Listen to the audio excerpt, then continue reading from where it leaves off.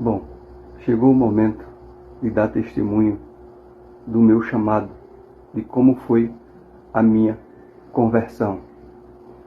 Então veja bem, em 2017 eu comecei a ser esvaziado das coisas deste mundo, Na verdade, eu nunca tive nada neste mundo. E quando comecei a ter algumas coisas, eu comecei a ser esvaziado, ter prejuízos em cima de prejuízo de carro, enfim, entre outras coisas mais. E daí eu ficava me perguntando o que é que está acontecendo, e do nada era prejuízo em cima de prejuízo. Então eu comecei a ser esvaziado das coisas deste mundo, como dito. Quando foi por volta do começo de 2018 para metade, no início de 2018 para metade, eu sonhei que eu ganhava uma Bíblia. Quando foi com 15 dias mais ou menos, chegou esse presente em casa e eu lembrei do sonho. Inclusive foi essa aqui, ó, que eu ganhei. O que é que acontece? Comecei a ler. Lembrando que eu também já lia, eu nunca tinha lido a Bíblia e também mais lia outros livros. Na primeira vez que eu fui ler, eu lia de acordo com o sistema e tudo bonitinho. Beleza. Quando foi no começo de 2019, fui ler outra vez. Essa Bíblia aqui que eu ganhei, ela é de estudo. Então ela tem a opinião de teólogos, essas coisas. Desses que se diz mestres. Quando eu fui ler, já vi coisa diferente. Já percebi que o Machia, ele não tinha batalhado combatido o bom combate com Anás e Caifás, mas sim contra um sistema perverso. Então já vi coisas diferentes. Eu digo, opa, não é isso que estão pregando não. E comecei a prestar mais atenção. Essa Bíblia de estudo, como dito, ela tem as opiniões. Eu deixei de lado as opiniões e comecei só a olhar o que estava na palavra. Aí vi algumas coisas, vi muitas coisas que estavam sendo pregadas aí no sistema que não condiz com as escrituras. Aí cá comigo eu digo, está errada essa questão. Como dito, eu já tinha visto que a Batalha do Mestre não foi contra apenas o Anás e o Caifás, e sim contra um sistema. O que é que acontece? E aquilo ficou na minha cabeça. No começo, ou melhor, no finalzinho de 2019 para o começo de 2020, fui ler de novo. Quando eu comecei a ler, olhar, bateu uma força dentro de mim. Lembrando que eu não fui convocado, chamado por força carnal, não. Só para deixar claro. E essa força dizia assim a mim. Eu estava sentado na mesa. Isso aqui não foi sonho. Para deixar bem claro. O sonho foi de eu ganhar uma Bíblia. Então essa força, ela falava no meu ouvido assim: eu não sou um religioso. Eu sou um rei. Daí é uma força que ela estremece todo o seu corpo e estraçalha todas as suas defesas. E começou a falar que tudo que tivesse dentro dessas casas de tijolo e pedra se tratava de engano. Tudo que tiver dentro dessas igrejas, dessas denominações, se tratava de engano. E que ele não era um religioso, ele era um rei. Por isso que lá em Lucas, no capítulo 23, versículo 23, o Pilatos vai perguntar, a ele: tu és o rei dos judeus? A palavra está como judeus, mas não é judeus, é Ialdim. Porque Ialdim significa povo de Ial. Aí ele fala: tu que o dizes. Por que estou falando isso aqui, mencionando isso aqui, essa passagem? Porque ele é um rei. Se apresentou como rei, não foi como religioso, não. Então, o que é que acontece?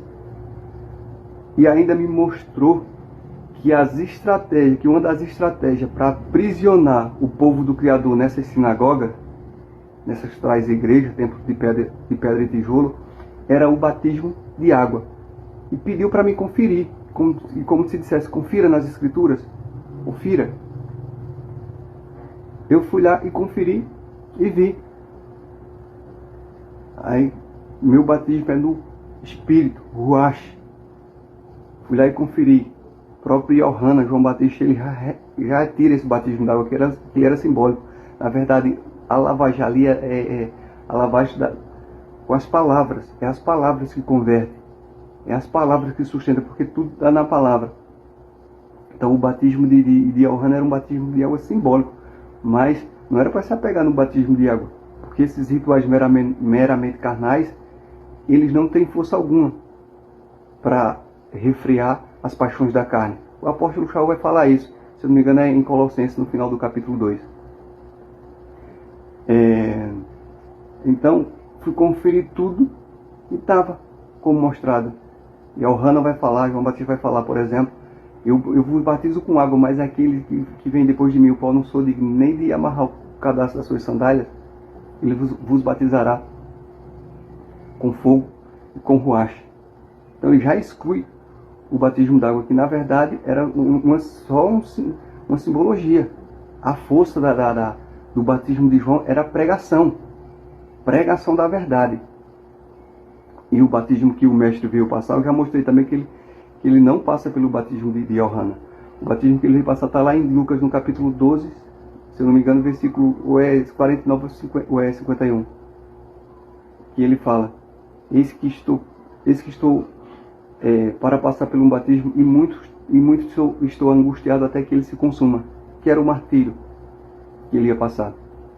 Então, essa força se apoderou, mostrou todo o engano, o que tivesse dentro dessas casas de tijolo, dessas igrejas aí, se tratava de engano. E eu comecei a chorar e eu dizia: meu pai, que engano é esse? Que engano é esse? Daí, o que é que acontece? Teve um momento que, bem rápido, foi como se a minha mente tivesse apagado em fração de milésimo de segundo. Minha mente tivesse apagado e eu tivesse sido deslocado para algum lugar. Mas bem rápido mesmo. Meu pai, que engano é esse? Eu coloquei para chorar. Daí, veio aquela cobrança dentro de mim. Eu comecei a escrever também a respeito. Primeiro eu comecei a escrever a respeito, mas vinha aquela força dentro me cobrando. Você vai falar o que você viu. Você vai falar. Porque a linguagem escrita é diferente da oral. Eu não tenho uma boa oratória, não tenho uma boa dicção. O gravar vídeos não penso que é fácil, e não é. Então, quando eu ia escrever, vinha aquela força me cobrando para falar na linguagem oral. E isso era todos os dias. Todos os dias eu ia dormir pensando e acordar pensando com aquela cobrança. Então, teve um certo dia também que eu comecei a passar a barra do YouTube. Quando eu vi as pregações dentro dessas sinagogas, desses templos de tijolo e de pedra, eu já sabia que ali era engano e não abria. Mas teve uma que eu vi um irmão, na simplicidade, não estava dentro de casas de tijolo e de pedra, e estava falando a respeito das escrituras. Eu digo, eu vou olhar para ver, vou abrir aqui para ver se condiz com aquilo que eu vi. Lembrando, o irmão estava bem simples, porque eu sei que as coisas do pai é bem simples. Quando eu abri, o irmão já vinha com conhecimento profundo e com muitas coisas do que eu tinha visto. Inclusive com fundamento, o qual eu não tinha visto o fundamento, mas tinha visto o que foi me mostrado. Então, de lá para cá, vem sendo... De lá para cá, a gente... o Pai Criador, através do seu Filho Yahshua Mashiach, vem nos aperfeiçoando de 2020 para cá e mostrando as suas revelações, mostrando o que é este mundo, mostrando tudo que está sendo pregado nos vídeos. Então, meu irmão, esse é o meu testemunho de como eu fui convertido, de como foi o meu chamado. E daí, deixa eu falar para você, ó, isso aqui, ó, tá corrompido, tá fermentado e tá paganizado. Isso aqui, ó, tá corrompido, tá fermentado e está paganizado, certo? Corrompido, fermentado e paganizado. Então, quando você vai imaginar do ser forte e corajoso, por exemplo, o ser forte e corajoso que foi dito para Josué, que o nome dele foi trocado por Yahshua, porque esse nome é renovo. Ser forte e corajoso é porque Josué, quando foi para entrar na terra do gigante, ele tinha que ser forte e corajoso para batalhar ali dentro. O ser forte e corajoso também foi mencionado para o apóstolo Shaul, porque ele tinha que entrar em Roma e batalhar, combater o bom combate. E o mestre pediu para que ele seja forte e corajoso. Para Filadélfia, ela tem que ser forte e corajosa, por quê? Porque o que ela está falando vai contra um sistema perverso que dominou nações do mundo inteiro, que enganou nações do mundo inteiro. Então, o ser forte e corajoso ele é muito profundo. Ele vai contra esse sistema maligno, esse sistema perverso, sistema de Satanás que domina o mundo inteiro, que governa este mundo. Agora veja bem, vou entrar nessa questão aqui também. Eu vejo pastores falando que não há predestinação. Irmão, tudo está predestinado aqui.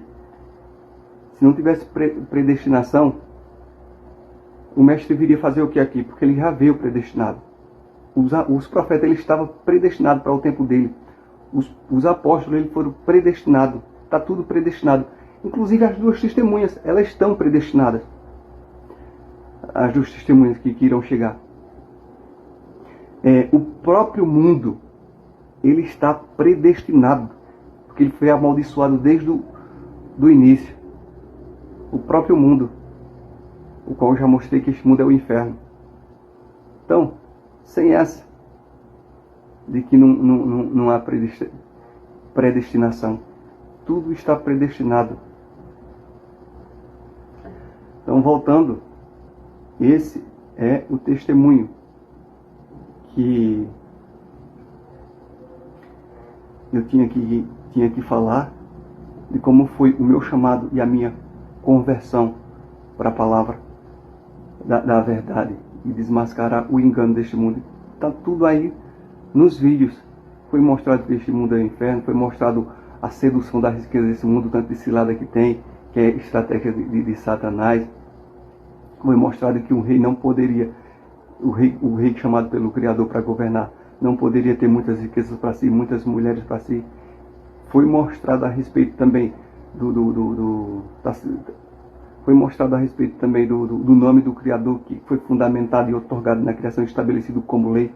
Então está tudo aí, porque tudo vai ser cobrado na soberania do seu nome.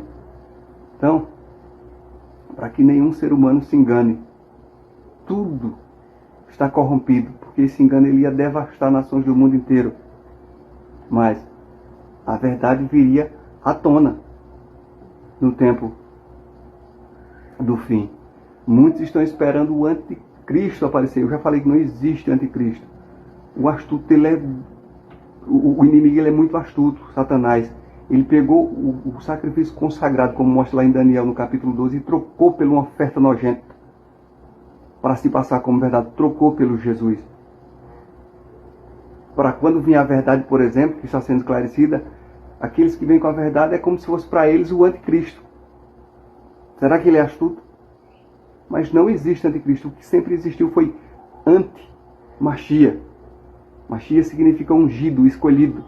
Isso foi o que sempre existiu. E o mundo está debaixo de um engano terrível. Debaixo de idolatria. Debaixo do reino de Satanás, do engano de Satanás. E nações do mundo inteiro aclamando a ele através do seu engano. Veja bem, através desses nomes pagãos que se trata de engano, ele está sendo exaltado, porque ele é o pai do engano, ele é o grande enganador. Então está aí o que eu tinha que falar, e contudo, sobre o testemunho do meu chamado, da minha conversão à verdade, o qual me converteu.